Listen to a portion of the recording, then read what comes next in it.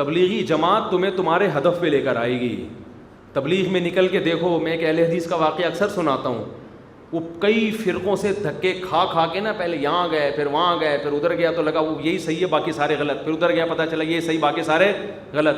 دھکے کھا کے وہ ایک اہل حدیث آئے مجھ سے ملنے کے لیے. میری 4 شادیوں والی کتاب پڑھی, اتنی بڑی داڑھی ہے ان کی, تو 4 شادیوں والی کتاب پڑھ کے بڑے متاثر ہو گئی. یہ کتاب ایسی جس سے بریلوی بھی متاثر ہوتے ہیں, اہل حدیث بھی ہوتے ہیں, دیوبندی بھی ہوتے ہیں, شیعہ بھی ہوتے ہیں, ہر آدمی, کیونکہ آدمی تو آدمی ہے نا, آدمی پہلے, دیوبندی بریلوی بعد میں. وہ کہتے ہیں ہر بھلے دیوبندی نے لکھی ہو, حنفی نے لکھی ہو, بریلوی کتاب بڑی شاندار لکھی ہے. تو وہ اہل حدیث بندہ, اتنی بڑی داڑھی اس کی, وہ بیان سنتے بھی ہیں. یہاں آ گئے 2008 کی بات ہے یہ, آج سے 13-14 سال پہلے. تو بڑی داڑھی, مجھے اندازہ ہو گیا کہ یہ چینل تھوڑا سا کیا ہے, چینج لگ رہا ہے نا. خیر کہہ رہے ہیں یار یہ میں نے آپ کی کتاب پڑھی ہے یار, کیا کتاب لکھی ہے یار, کیا اف دلائل کے انبار لگا دی, او ہو ہٹو بچو ہو گیا نا. میں نے کہا ماشاءاللہ آپ کی داڑھی بڑی خاندانی ہے. کہنے لگے میں اہل حدیث ہوں. چلو اچھی بات ہے, کوئی مسئلہ نہیں ہے. تو میں نے کہا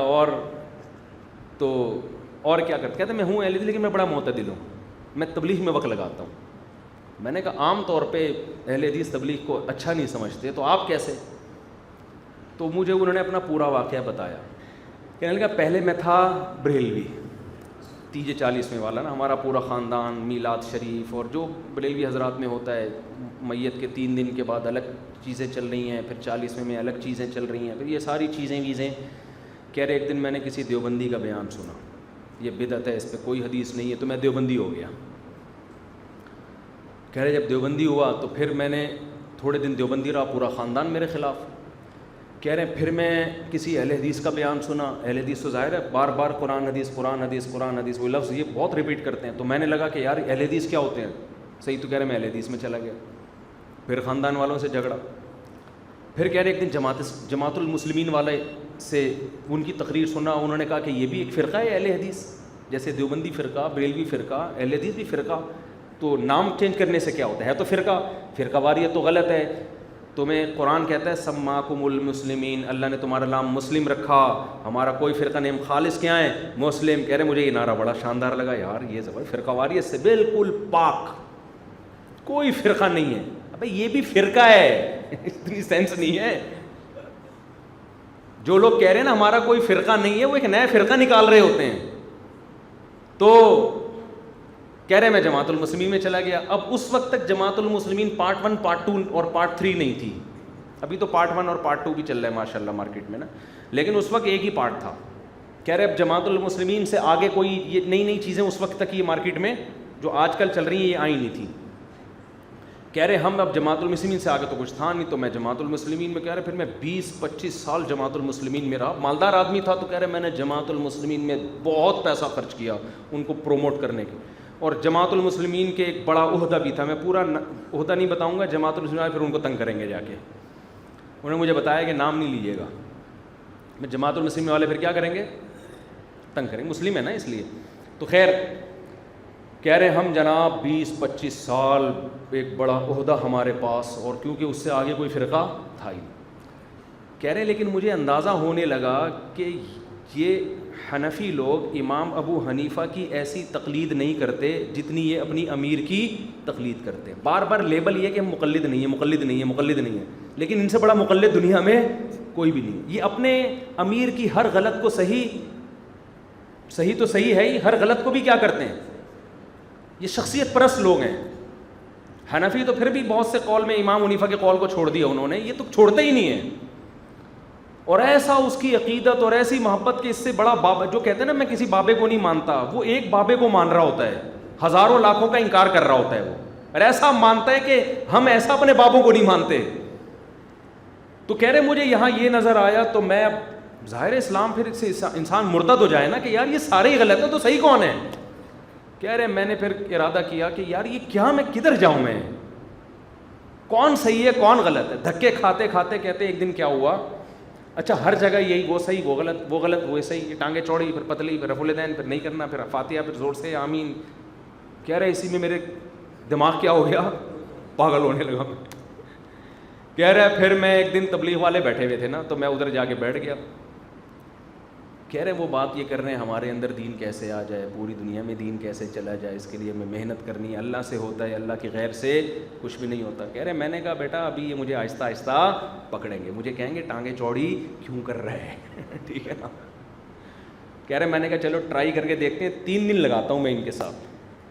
کہہ رہے میں نے 3 دن لگائے, میں نے رفع الیدین کیا نا, تو میں نے کہا اب مجھے کوئی نہیں مارے گا, کہ رفع الیدین کیوں کر رہے ہیں, اور پھر میں دلائل دوں گا, پھر یہ مناظرہ ہوگا. عادت پڑ چکی تھی. کہہ رہے 3 دن ہو گئے, کوئی بات ہی نہیں, نہ رفع الیدین کی, نہ دیوبندی کی, نہ بریلوی کی, نہ اہل حدیث کی, نہ جماعت المسلمین. وہ کہہ رہے ہیں بھائی نماز پڑھو, ہم سب کو فکر کرنی ہے کس طرح ساری دنیا کے لوگ کیا بن جائیں, نمازی بن جائیں. میں ایک دفعہ آرمی کے میس میں جانا ہوں, ایک بریگیڈیئر آن ڈیوٹی, وہ گشت کر رہے تھے. میں نے کہا کہ آپ گشت آن ڈیوٹی مطلب اس وقت سول ڈریس میں تھے وہ, کیونکہ شام کا ٹائم تھا. تو میں نے کہا آپ گشت کر رہے ہیں, اتنی محنت, کہہ رہے ہیں یار ہمیں ریونڈ سے یہ ہدف دیا ہے کہ یہ فکر کرنی ہے کہ اس پورے علاقے کے 100% لوگ نمازی بن جائیں. کیسا یار, کیسا ہدف ہے یار, بریگیڈیئر کو کہاں لگا دیا. حالانکہ نہیں بن سکتے لیکن ایک فکر تو ہے نا. میں نے کہا یار دیکھو, اور اگر وہ اسکالرز کو سن رہے ہوتے بریگیڈیئر صاحب, تو کیا کر رہے ہوتے, پوری دنیا کو مجھے یہ ہدف دیا گیا کہ بنو امیہ کے خلاف پوری دنیا کو لانا ہے. میں کتاب لکھ رہا ہوں تاکہ ساری دنیا بنو امیہ کو کیا دے, گالیاں دے.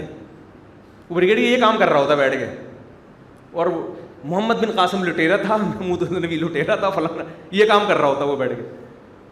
تو بریگیڈیئر صاحب کیا کر رہے ہیں, مجھے میری آنکھوں سے آنسو روکنا میرے لیے مشکل ہو گیا کہ یار یہ کیا, یعنی کتنا مہذب کام ہے, اتنے بڑے آدمی کو کتنے اچھے ویژن پہ لگا دیا. تو وہ اہل حدیث بھائی بولتے ہیں کہ میں رکوع میں گیا, میں نے کہا مجھے نا بعد میں یہ, انہوں نے ٹوکا نہیں, کہہ رہے میں سمجھ گیا بڑے ہوشیار ہیں, یہ آہستہ آہستہ پکڑیں گے. کہہ رہے 3 دن لگائے. کہہ رہے 3 دن میں کسی نے نہیں کہا کہ یہ کرو تو یہ نہیں کرو, ان کا کہہ رہے یہ مسئلہ ہی نہیں. کہہ رہے پھر ہم نے چلہ لگایا, 40 دن لگائے. تو کہہ رہے سوائے اس کے کہ دین ہمارے اندر اور پوری دنیا میں, اور توحید کی کتنی اچھی دعوت, اللہ سے ہونے کا یقین, اللہ کے علاوہ کسی سے کچھ نہ ہونے کا یقین دل میں آ جائے. کہہ رہے میں نے 40 دن لگائے.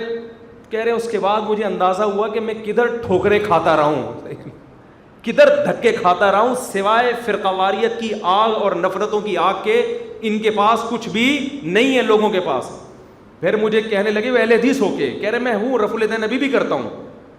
کہہ رہے لیکن مفتی صاحب اگر مجھے 2008 میں کہا آپ کے ہاتھ میں ممبر ہے, آپ کے پاس عوام ہے, اگر آپ اسلام کی خدمت کرنا چاہتے ہو تبلیغی جماعت کو پروموٹ کرو, اس کے علاوہ جو بھی ہے نا وہ فرقہ واریت کی آگ میں دھکیل رہا ہے لوگوں کو. لیبل کیا لگا رہا ہے, قرآن و سنت کا, ہر آدمی اپنے فرقے کو پروموٹ کر رہا ہے. پھر کچھ دن بعد انہوں نے میری پھر دوستی ہو گئی نا ان سے, ابھی بھی ہیں, وہ بیان بھی سنتے ہیں, ہو سکتا ہے یہ بیان بھی سن کے ان کے کمنٹس آ جائیں. کچھ دن بعد انہوں نے میری دعوت کی, میں گیا. پہلے میرے پاس تھوڑا ٹائم ہوتا تھا, اب میں دعوتوں میں جانا آج کل شارٹ ہو گیا ہوں. میں گیا تو ان کا بیٹا چلہ لگا کے آیا ہوا تھا, انہوں نے کہا یہ حنفی ہے, اور میں نے اس کو آج تک نہیں کہا کہ کیا بن جاؤ اہل حدیث. بھائی تجھے حنفی صحیح لگتا ہے تو حنفی ہے, ٹھیک ہے یار, یہ بھی وہ بھی جہنم میں انشاءاللہ نہیں جائیں. کہہ رہے میں رفع الیدین کرتا ہوں, یہ نہیں کرتا. کہہ رہے میری نظر میں یہ مسئلے اب بڑے مسئلے رہے نہیں ہیں, میری نظر میں یہ کہ یہ انسان کا بچہ بن جائے. اور کہہ رہے اس کے لیے مجھے تبلیغ کے علاوہ کوئی راستہ نظر نہیں آتا. کہیں بھیج دیا نا میں نے اس کو, یہ ایٹم بم بن کے آئے گا. یعنی ان کے بات میں اپنے الفاظ میں بیان کر رہا ہوں, اس سوائے نفرتیں پھیلانے کے کوئی کام نہیں کرے گا. تو اس لیے میں نوجوانوں سے کہتا ہوں تبلیغ میں وقت لگاؤ, تمہیں موٹیویشن ملے گی. دنیا کا مسافر خانہ, تبلیغ والے گشت کے دوران کیا کہتے ہیں, بلڈنگوں کو دیکھو تو بولو ایک کھڑی مٹی ہوتی ہے اور ایک پڑی مٹی ہوتی ہے.